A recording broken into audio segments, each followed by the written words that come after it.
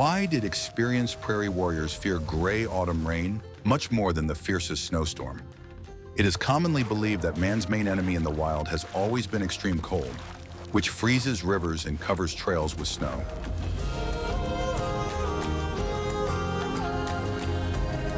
However, the history of survival of the indigenous peoples of North America reveals a completely different, frightening truth about climatic threats. Snow can be shaken off, a shelter can be built from a snowdrift, but icy water falling from the sky at temperatures just above freezing leaves no room for error. It penetrates everywhere, soaks through clothing, extinguishes fires, and steals body heat at a catastrophic rate.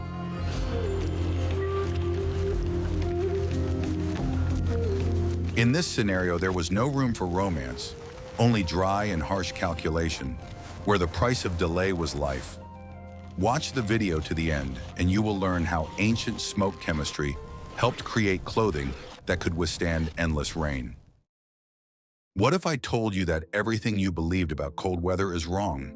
We are used to thinking that danger only arises when the thermometer drops well below zero, but the real death zone for humans in the wild is between +1 and +5 degrees Celsius.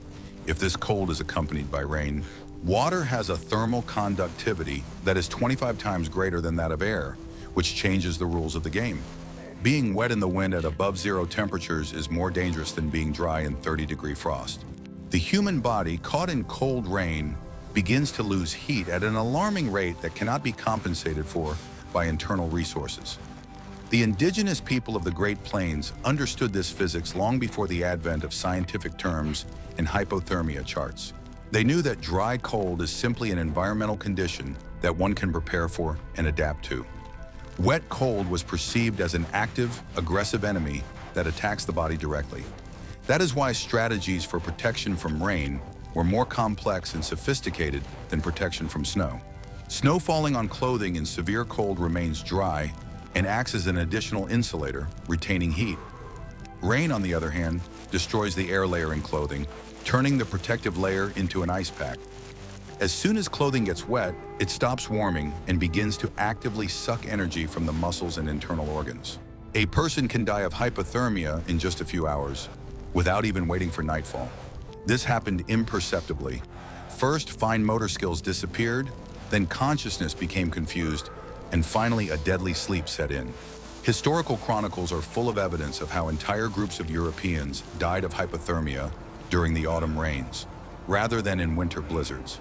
The Indians, observing this, demonstrated remarkable resilience, which seemed supernatural to the newcomers. Their secret lay not in a natural insensitivity to cold, but in a deep understanding of the properties of water and wind. They knew how to recognize the approach of a dangerous cyclone long before the first drops fell. This allowed them to change their tactics of movement in time and prepare shelters. The wind on the plains, where there were no natural barriers for hundreds of kilometers, turned even light rain into a horizontal stream of water. The drops hit with such force that they penetrated through the smallest cracks in clothing and dwellings. In such conditions, it was impossible to simply wait out the bad weather under a tree or a canopy. Active protection was required, which would work continuously to remove moisture from the body. Every element of their daily life, from footwear to hairstyles, was adapted to these harsh realities. The psychological aspect of surviving in the cold rain was no less important than the physical one. The monotonous sound of the downpour, the gray sky, and the constant dampness suppressed the will and caused apathy. Warriors cultivated the ability to ignore discomfort, maintaining clarity of mind in critical situations. Panic or despondency in such conditions would kill faster than the weather itself. The ability to remain calm when water was pouring down their faces was part of their military culture. For European soldiers, wet uniforms became a heavy burden, restricting movement and chafing the skin. Native American equipment was designed with the understanding that it could get wet and still need to remain functional. The differences in approach to clothing design were enormous and determined the outcome of the confrontation with nature. What seemed primitive at first glance turned out to be the pinnacle of engineering when examined more closely. Europeans tried to fight nature by creating barriers, while Native Americans learned to interact with it. The danger of rain was compounded by the fact that it was often followed by a sharp cold snap and frost. Wet clothing turned into an icy shell that was impossible to remove without assistance. This condition was called an ice trap and often led to amputations or death. Indigenous peoples developed methods of quick drying and changing layers to avoid this scenario. Their survival system was flexible and multi-layered, eliminating fatal mistakes. I'm very interested to hear your point of view. Have you ever encountered a situation where rain seemed colder than snow? Write about it in the comments. Don't forget to subscribe to the channel so you don't miss the next historical fact analysis. Are you ready to learn the truth about a material that is considered a symbol of Native American culture? We are used to seeing beautiful suede jackets with fringes in movies, which look perfect in any weather. But the reality is that ordinary rawhide, or buckskin, behaves disgustingly when it comes into contact with large amounts of water. Without special treatment, it absorbs moisture like a sponge, becoming heavy and unpleasant to the touch. The weight of a wet shirt could triple, putting extra strain on the shoulders and back. When wet, untreated leather loses its shape, stretches, and becomes slippery like slime.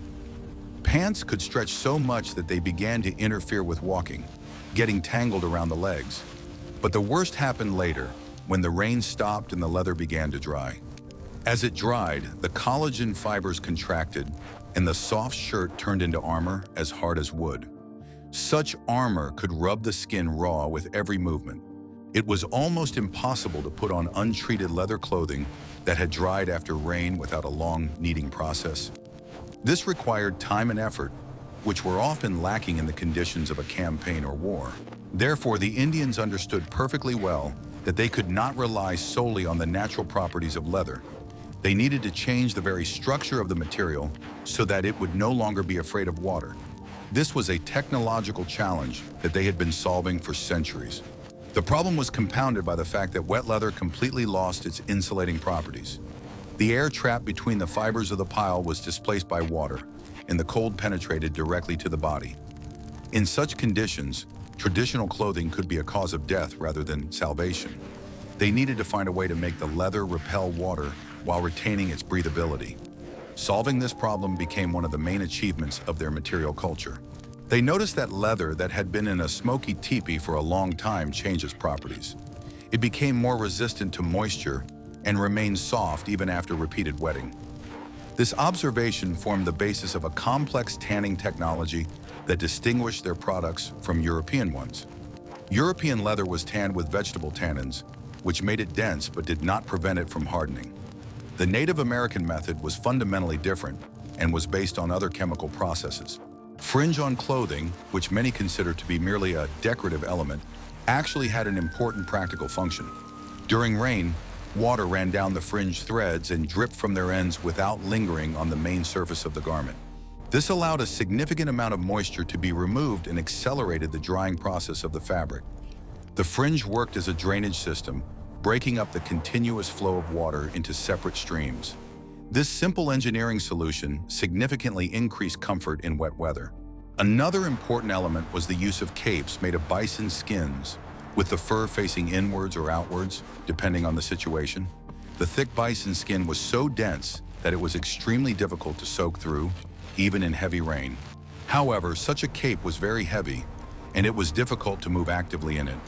It was ideal for static activities or horseback riding, but not for foot combat. Therefore, warriors sought a balance between protection and mobility. Footwear, moccasins, was the most vulnerable part of the equipment during prolonged rain and mud. Wet shoes instantly led to heat loss through the feet and painful blisters. Indians often carried a spare pair of moccasins in a waterproof bag. Changing from wet shoes to dry ones was a critical procedure that was performed at the earliest opportunity. If there were no spare shoes, they used dry grass or moss pads to provide insulation. This natural insulation absorbed some of the moisture and maintained an air layer around the foot. The grass was changed regularly as soon as it became too wet. This simple method kept the feet relatively warm even in icy water. How would you cope with having to wear clothes that weigh as much as a knight's armor when wet? In the next chapter, you will learn how ancient craftsmen turned ordinary smoke into a reliable shield against water. Want to learn a secret that will change your life and your perception of ancient technologies? Native Americans invented a method of treating leather that is essentially a complex chemical process known today as aldehyde tanning. The key element here was not fat or mechanical processing, but smoke from smoldering wood. Smoke contains hundreds of chemical compounds, including formaldehydes, which permanently alter the structure of the protein fibers in leather. It was a real science, passed down from generation to generation. The process of smoking leather was long and laborious, requiring special attention to detail and fuel selection. The skins were sewn into a bag and hung over a pit in which certain types of wood were smoldering. The smoke penetrated the pores of the leather, enveloping each fiber and creating a protective film on it. This film prevented the fibers from sticking together when wet, which ensured the softness of the material after drying. The leather acquired a characteristic golden brown color and a specific smell. The choice of wood for smoking was not random. The craftsmen knew the properties of each tree. Rotten willow or poplar produced a soft, thick smoke that stained the leather a pleasant yellow hue. To obtain a darker chocolate color, hardwoods or nutshells were used. Each shade spoke not only of beauty, but also of the degree to which the material was impregnated with preservatives. Such smoked leather had another unique property. It did not rot and was unattractive to many insects. This was critically important for clothing that was constantly exposed to moisture, sweat, and dirt. European leather quickly became covered with mold and became unusable in such conditions. Native American shirts and leggings could last for years, retaining their strength and elasticity. The craftsmen controlled the temperature of the smoke so as not to cook the leather, which would make it brittle and fragile. This required constant presence in adjustment of the air supply to the fire pit. The smoke had to be cold, but thick enough to penetrate the dense structure of the hide. The process was often repeated several times, turning the hide inside out to achieve uniform treatment. Interestingly, different tribes had their own preferences for the intensity of smoking and the final color of the products. Northern tribes often smoked the skin more heavily, making it dark and as resistant as possible to the harsh climate. Tribes in the southern plains may have preferred lighter tones, sufficient to protect against rare rains. This created a kind of style map by which a person's origin could be determined. The water-repellent properties were enhanced by additional impregnation of the seams with a mixture of fat and beeswax. Particular attention was paid to the shoulder seams, which bore the brunt of the rain. Water rolled off the smoked surface like mercury, unable to soak in. Of course, it was not as completely waterproof as modern rubber, but for a natural material, the result was phenomenal. The smell of smoked leather was the hallmark of an Indian camp, which could be smelled long before it appeared. For the Indians themselves, this smell was associated with warmth, home, and safety. For enemies and wild animals, it served as a warning of human presence. This aroma permeated their bodies and hair, becoming an integral part of their being. This technology made it possible to create clothing that breathed, wick away sweat, and protect against external moisture. Modern membrane fabrics work on a similar principle, attempting to combine these contradictory properties. The Indians achieved this balance thousands of years ago, using only natural materials and observation. It was a triumph of practical thinking over the elements. Don't forget to like this if you were surprised by the complexity of the technologies of the past. Guess how long it took to create this architectural masterpiece? A teepee is not just a tent made of animal skins, but an aerodynamic structure perfectly adapted to life on the windy plains. Its conical shape allows wind from any direction to flow around the dwelling without creating excessive pressure on the walls.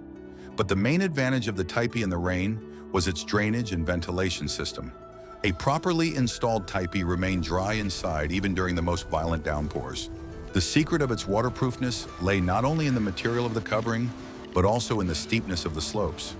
Water rolled down rapidly without having time to soak through the skins.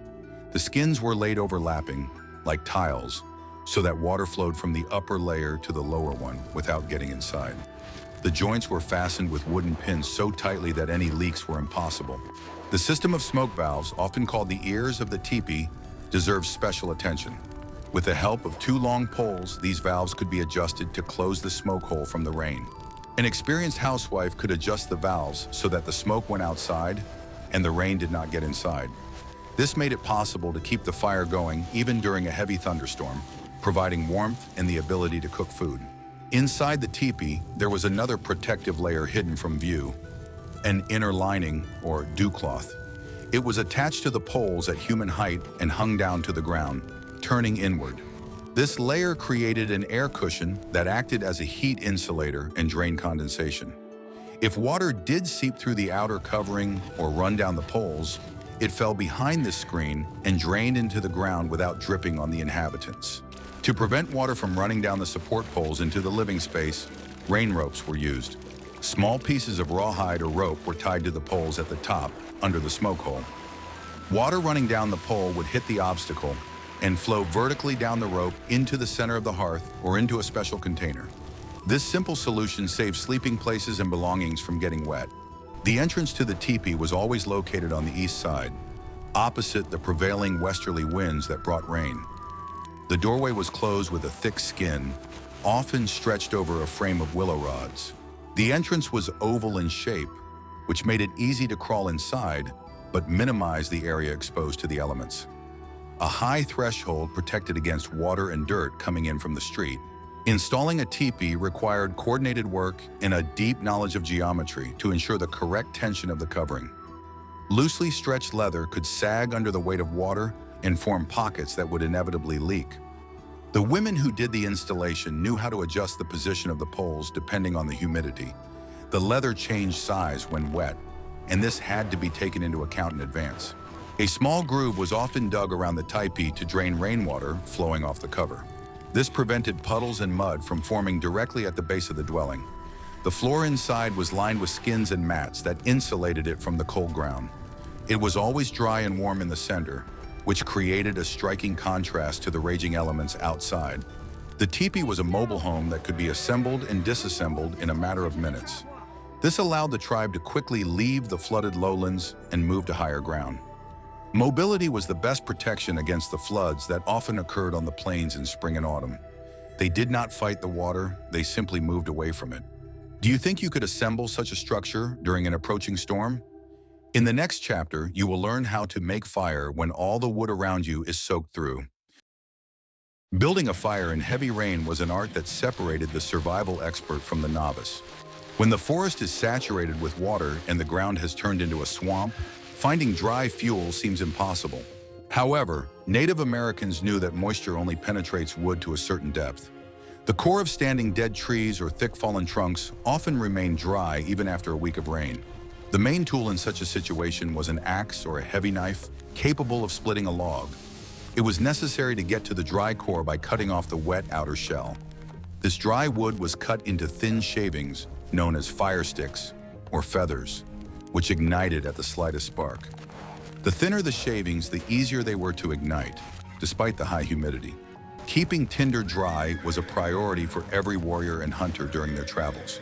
Tinder was carried in special waterproof pouches made from animal bladders or tightly sewn oiled leather. These pouches were hidden deep under clothing, close to the body, so that the person's body heat would further dry the contents. Losing dry tinder was considered unforgivable negligence. Birch bark was often used as kindling, which, thanks to its tar content, burns even when wet. The resin of coniferous trees was also valued for its ability to produce a hot flame and withstand the wind. On the plains where there were few trees, dry bison dung was used, which was collected in advance and stored in dry places. It gave off an even heat and smoldered for a very long time, which was ideal for keeping the teepee warm. A special technique was to create a raised platform for the fire if the ground was too wet or covered with puddles. They built a platform out of wet branches, on which they then lit a fire. This provided oxygen from below and protected the coals from moisture in the soil. An improvised canopy made of skin or bark could be stretched over the fire to protect the flames from direct contact with dripping water. Carrying fire was another way to avoid the long process of obtaining it at a new campsite. Smoldering coals were placed in a horn filled with tightly packed rotten wood or tinder fungus. In such a container, the fire could burn for hours, requiring only a minimal supply of air. This made it possible to build a full-fledged fire within minutes of stopping. In extreme cases, when it was impossible to build an open fire, they used body heat. People sat in a tight circle, covering themselves with shared blankets or bison skins. The breath and heat of many bodies created a microclimate under the shelter, allowing them to survive the coldest night. It was a method of collective survival based on mutual assistance. The ability to quickly build a fire in the rain was practiced from childhood and was part of initiation. Boys learned to find dry twigs under the lower branches of fir trees where the rain could not reach them. They knew which mushrooms on trees were best at holding a spark. This knowledge was the alphabet of life in the forest. Fire was not only a source of heat, but also a way to dry clothes. Frames were built around the fire from willow branches on which wet clothes were hung. It was important to ensure that the leather did not overheat and become stiff, so drying was a slow and careful process. Even while traveling, some tribes used portable braziers in boats or on sleds. This required great care, but made it possible to warm their hands or melt fat. Fire was the heart of the camp, and its extinction was seen as a bad omen.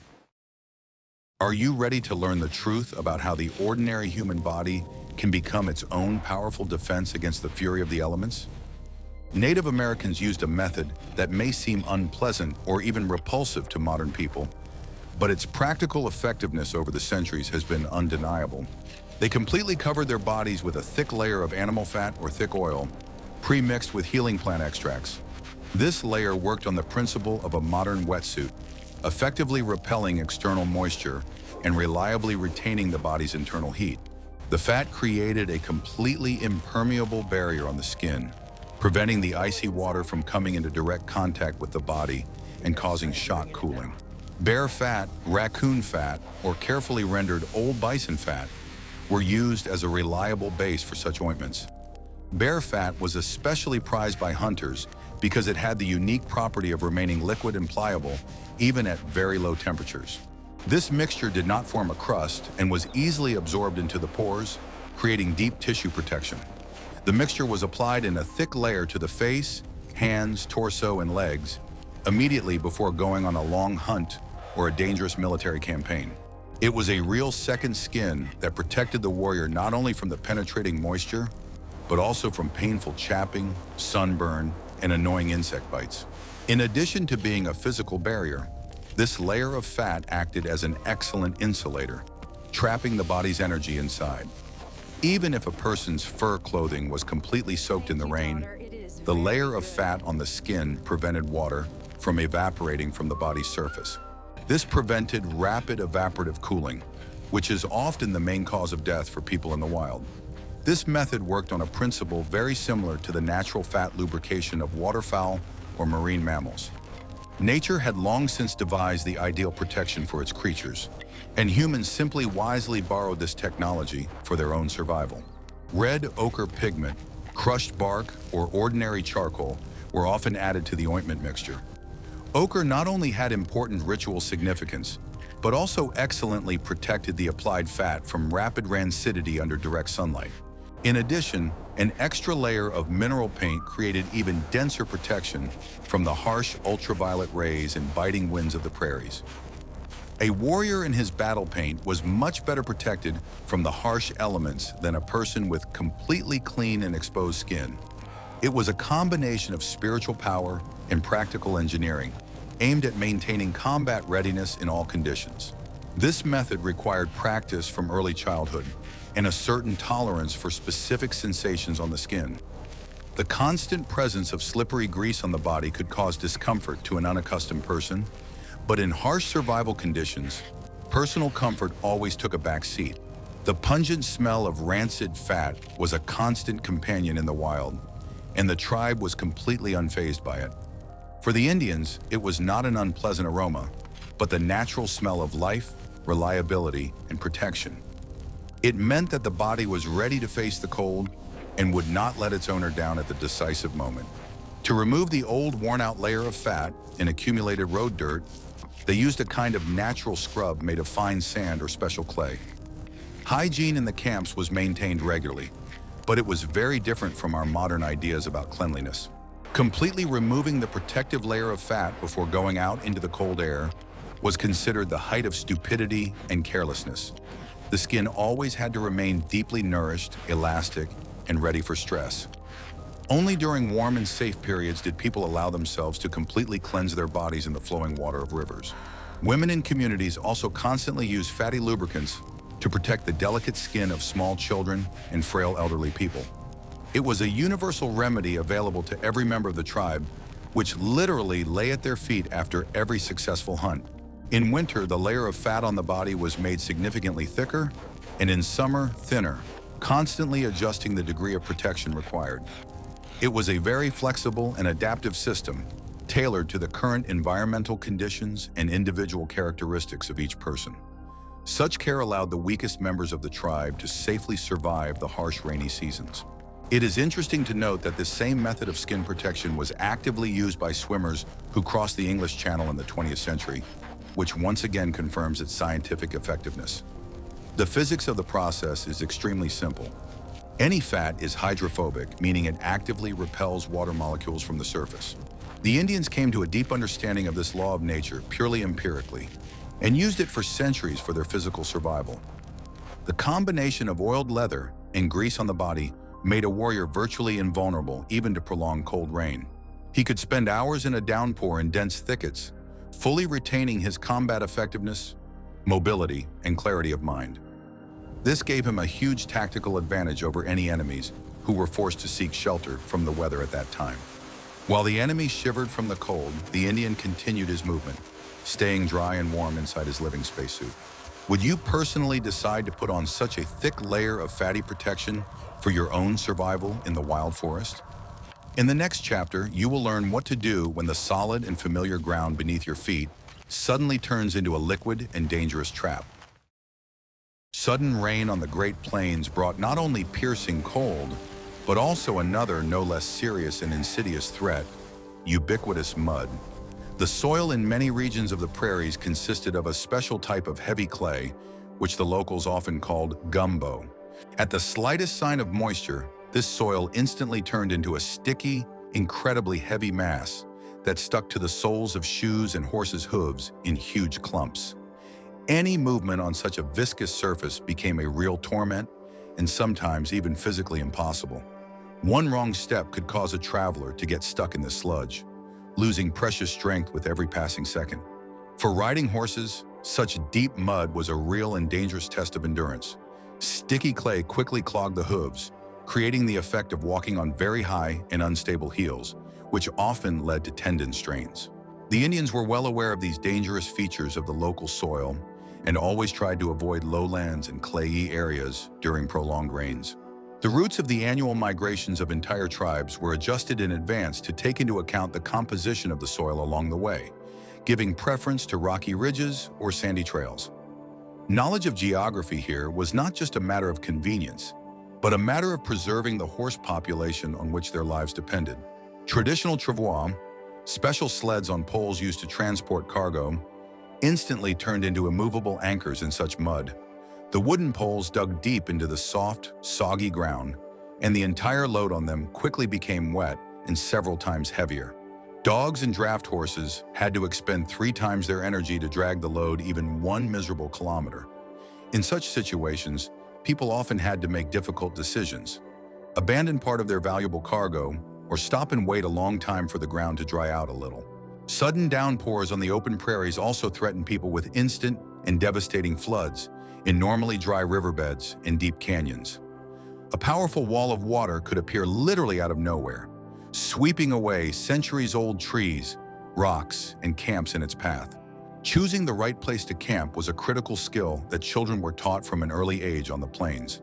Experienced trackers and leaders never set up camp at the very bottom of a canyon, even if the sky above them was perfectly clear. They always knew about the treachery of nature and that rain could fall many kilometers away, sending a deadly torrent their way. Crossing rivers that had suddenly swollen from rain was always a deadly, dangerous, and difficult operation for the entire tribe. At such times, the current became incredibly turbulent and carried heavy tree trunks and dangerous river debris. For such cases, the Indians built special light rafts from flexible willow and durable skins, the so-called bull boats. In these round boats resembling basins, small children, The elderly and the most valuable items were transported to the other side. At the same time, warriors crossed the river on horseback, holding tightly to their horses' manes and entrusting their lives to the animals. Any movement on foot in the slippery and deep mud required a special walking technique and tremendous physical endurance. Leather moccasins did not have the tread we are used to and therefore slipped very easily on clay slopes. To remedy the situation somewhat, they were sometimes tightly wrapped with rough ropes or strips of rawhide for better traction. Each step required the traveler to concentrate intensely so as not to fall, get injured, or get completely soaked in the icy slush. The ability to balance on a slippery surface was as important as the ability to shoot an arrow accurately. Sticky mud during rain penetrated absolutely everywhere, staining expensive clothes, food supplies, and all valuable equipment. Keeping weapons and tools clean at all times became a priority for every man during such periods. A dirty bow with a wet string or a rifle with a clogged barrel could suddenly fail in battle, putting the entire tribe at risk. Therefore, weapons were always carefully wrapped in special waterproof leather covers and cleaned at every opportunity. The Indians understood that the cleanliness of their equipment was directly related to their chances of returning home safely. Hunting in conditions of constant mud was extremely difficult, as any animal tracks were quickly washed away by water, and the animals themselves hid in dense cover. This meant that each tribe had to have an inviolable food supply in case of prolonged and severe weather. Forced starvation was a very common companion of the rainy season, testing people's strength and patience. During this time, the community lived off previously accumulated resources, trying to conserve as much energy as possible until the sun came out. The ability to accurately read the land and predict its condition after rain was an important part of the Indians' ecological wisdom. They knew exactly where the soil would dry quickly due to the wind and where it would remain an impassable swamp for weeks. This mental map of the terrain, stored in the minds of the trackers, was far more important than any map drawn on paper. It allowed the tribe to maneuver between dangers, always finding the shortest and safest route to their destination. Knowledge of the land was their main navigator in a world without roads. The daily struggle with mud was an exhausting routine that required enormous patience and great physical strength from each person. It was a real war of attrition where the only winner was the one who knew how to wait, rest at the right time, and conserve their strength wisely. Mud was not just an annoying nuisance, but a serious enemy that had to be respected and taken into account in one's plans. While the plains relied on mobile teepees, the tribes of the eastern woods, such as the Iroquois, Haudenosaunee, built monumental longhouses. These structures were ideally suited to the humid climate of the forests, where rains were frequent and heavy. The main material used was elm or cedar bark, which had natural water-repellent properties. Sheets of bark were laid on a frame and pressed down with external frames, creating a dense and reliable roof. Unlike leather, bark did not stretch when wet and did not require complex processing. Gutters in the bark naturally drained water downwards, acting as natural slate. The roof of a longhouse could last for decades, requiring only periodic repairs. The roof was arched or triangular in shape, which prevented the accumulation of water and snow. Inside the house, which could be up to 100 meters long, there were many hearths. The smoke rose and escaped through openings in the roof, creating a warm air cushion under the vault. This heat dried the bark from the inside, preventing the frame from rotting. The longhouse was a communal dwelling where several related families lived. In cold and wet weather, such crowding was an advantage. The warmth of many people in hearths created a comfortable temperature, significantly higher than outside. It was a model of collective energy conservation. The floors in longhouses were often raised above the ground and covered with branches and skins. This protected against moisture coming from the soil and created a dry area for sleeping and working. The entrances were closed with thick skins or bark, creating a vestibule that blocked out the cold air. A palisade was often built around settlements, which not only protected against enemies but also broke strong gusts of wind. A milder microclimate was created inside the perimeter. Drainage ditches carried water away from the walls of the houses, keeping the foundations dry. Unlike nomadic tribes, forest dwellers were able to store large supplies of dry firewood under sheds. This guaranteed the availability of fire in any weather. Clothes were dried and food was prepared in more comfortable conditions under the roof. The architecture of the longhouse was a response to the challenges of settled life in a humid climate. It required a lot of labor to build, but provided a high level of comfort and safety. These were real fortresses, protecting against the elements. The culture of forest tribes was closely linked to the forest and its resources. They knew the properties of each tree and used them to build their homes. Bark was not just a building material, but a gift of nature that was treated with respect. A comparison of the teepee and the longhouse shows how different environmental conditions shape different engineering solutions. Both were ideal in their context, ensuring the survival of peoples for centuries. In the fight against cold rain, external protection is only half the battle. The Indians understood that heat must be generated from within. This required a special diet rich in fats and calories. A low-fat diet in such conditions was a path to rapid death from hypothermia. The main superfood of the Indians was pemmican, a concentrated mixture of dried meat, fat, and berries. This product could be stored for years without spoiling and contained a huge amount of energy in a small volume. A fist-sized piece of pemmican could sustain a warrior's strength throughout a whole day of hard travel. The fat in its composition was fuel for the body's internal furnace. Eating fatty foods before bed was a must in cold weather. The slow digestion of fats released heat throughout the night, keeping a person from freezing while they slept. It was a biological heater that worked while a person rested. In addition to pemmican, bone marrow and animal fat were also valued. These products were considered delicacies and were given first to those who needed energy the most: hunters, the elderly, and children. Bone broths were also an excellent way to warm up and restore strength. Hot herbal teas and decoctions helped raise body temperature from within. Pine needles, willow bark, mint, and other plants were used. It was not only a drink, but also a medicine that strengthened the immune system during the cold season. The diet was adjusted to weather conditions. In cold and rainy weather, the number of calories consumed was increased.